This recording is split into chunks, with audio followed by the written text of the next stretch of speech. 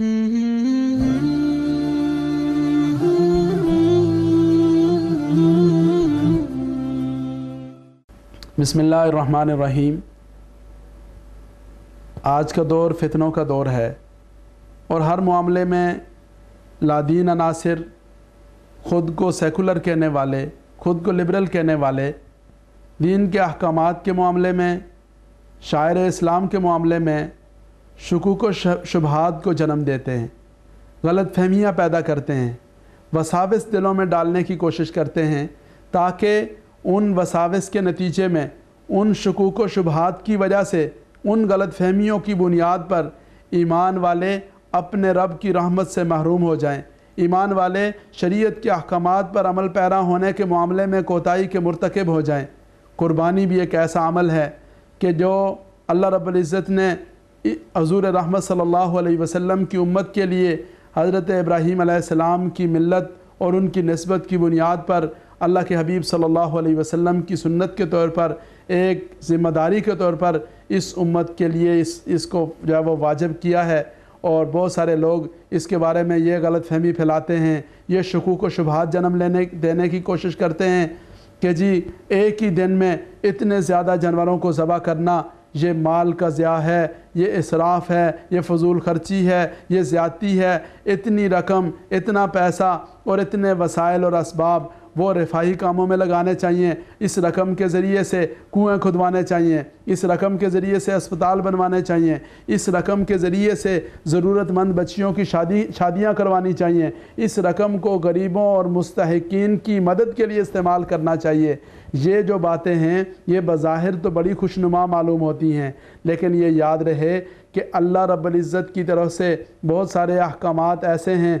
कि जिन अहकामात के बारे में ये बात ज़हन नशीन रखनी चाहिए कि उन पर अमल तभी मुमकिन है जब आदमी वो अमल उसी तरीके से सरअंजाम दे जिस तरह अल्लाह रब्बुल इज़्ज़त का हुक्म है, जिस तरह रसूलुल्लाह सल्लल्लाहु अलैहि वसल्लम का तरीका है, जिस तरह कुरून उला से हर दौर के मुसलमानों को अल्लाह रब्बुल इज़्ज़त ने वो अमल करने की तौफ़ीक़ अता फ़रमाई। कुर्बानी करना ये अल्लाह रब्बुल इज़्ज़त की तरफ से अपने हबीब अपने खलील हज़रत इब्राहीम अलैहिस्सलाम को अपने बेटे की कुर्बानी का हुक्म देने की याद के तौर पर यह अमल है। और इस अमल की जो हलावत है, इसकी जो नूरानियत है, इसका जो मकसद है, वो मकसद अल्लाह रब्बुल इज़्ज़त की तरफ से जैसे हज़रत इब्राहीम अलैहिस्सलाम के बेटे हज़रत इस्माईल अलैहिस्सलाम की जगह जन्नती मेंढा लाकर ज़बह किया गया और उसके बाद अल्लाह रब्बुल इज़्ज़त की तरफ से उम्मत मुहम्मदिया के लिए जानवरों की कुर्बानी करने को जो मसनून करार दिया गया, उसी तरीके से करने के नतीजे में ये जो शरीयत का मकसद है वो हासिल होगा। चुनाचे ये कहना कि इसकी जगह कोई और रिफाई काम कर लिया जाए, ये खामखा सिर्फ शुकूक व शुबहात में डालने वाली बात है। और ये अल्लाह रब्बुल इज़्ज़त की बंदगी के मामले में और ये अल्लाह रब्बुल इज़्ज़त के सामने सर तस्लीम खम होने के मामले में कोताही पर आमादा करने वाली बात है।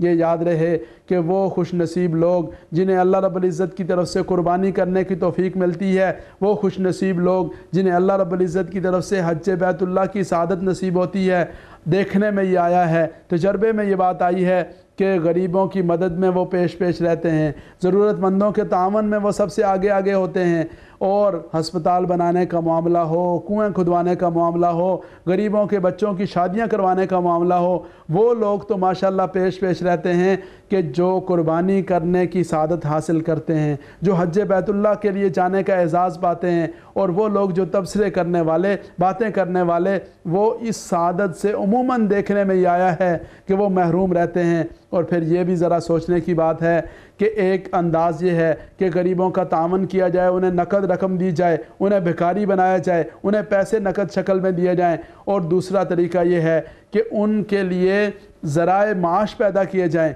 ये जो कुर्बानी का मौका है, इस कुर्बानी के मौके पर जब हम देखते हैं कि बेशुमार लोग ऐसे हैं कि जिनकी रोज़ी इससे वाबस्ता है, कसाबों की रोज़ी इससे वाबस्ता है, चारा बेचने वालों की रोज़ी इससे वाबस्ता है, पूरा साल जानवर पाल कर उसको बेचने वालों की रोज़ी इससे वाबस्ता है। اسی طرح پھر اس کے بعد اس کے پکانے کا انتظام کرنے والے جو ہوٹلنگ کی انڈسٹری ہے وہ ساری کی ساری اس سے وابستہ ہے، اور بے شمار لوگ جو خدمت اور مزدوری کے کاموں سے وابستہ ہیں، ان سب لوگوں کا ذریعہ معاش وہ قربانی کے اس عمل سے وابستہ ہے۔ تو یہ غریبوں اور ضرورت مندوں کا بالواسطہ طور پر تعاون ہے، اور ایسا تعاون ہے کہ جس میں ان کو محنت کا عادی بنایا جاتا ہے، جس میں ان کو بیکاری نہیں بنایا جاتا، جس میں انہیں یہ انداز سکھایا جاتا ہے کہ وہ محنت کریں گے، وہ تجارت کریں گے، وہ اہتمام کریں گے، اور اس اہتمام کے نتیجے میں، اس محنت کے نتیجے میں اللہ رب العزت ان کا مالی تعاون اور ان کی جو ضرورت ہے اس ضرورت کی کفالت کا بندوبست کریں گے۔ اسی طرح پھر جو قربانی کی کھالیں ہیں،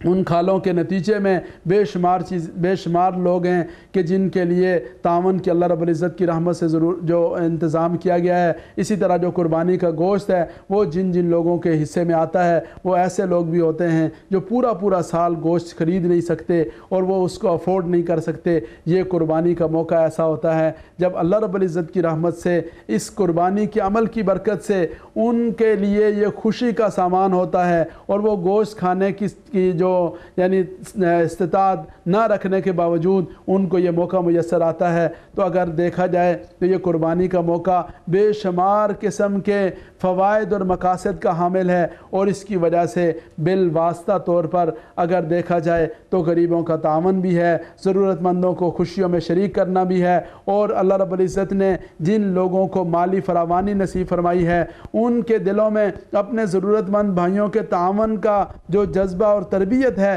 وہ سکھانے کا اہتمام بھی ہے۔ اور جب انسان یہ اہتمام کرے گا کہ وہ اپنے مال میں سے اللہ کے راستے میں قربانی دے گا، وہ اپنے مال میں سے قربانی دینے کے بعد اس کا گوشت ضرورت مندوں تک پہنچائے گا، تو اس کے نتیجے میں معاشرے کے جو امیر اور جو فقراء لوگ ہیں ان کے درمیان میں ہمدردی کے جذبات، محبت اور مودت کے جو جذبات ہیں وہ پیدا ہوں گے۔ تو اگر اپنے جو ہے وہ جو سوچ ہے اس کو وسعت دے کر اور ذرا گہرائی کے ساتھ اس معاملے کا جائزہ لیا جائے تو بظاہر تو یہ قربانی کا ایک عمل ہے، بظاہر تو یہ ایک جانور کے ذبح کرنے کی تاکید ہے، لیکن اللہ رب العزت نے اسے بہت سارے رفائی اور فلاحی کاموں کی بنیاد بنایا۔ اللہ رب العزت نے اسے بہت ساری خیروں کا باعث بنایا۔ اللہ رب العزت نے اسے معاشرے کے مختلف طبقات کے درمیان میں ہم آہنگی کا ذریعہ بنایا۔ اس لیے اس کے بارے میں غلط فہمیوں میں مبتلا ہونے کے بجائے، شکوک و شبہات کو جگہ دینے کے بجائے اللہ کا حکم سمجھتے ہوئے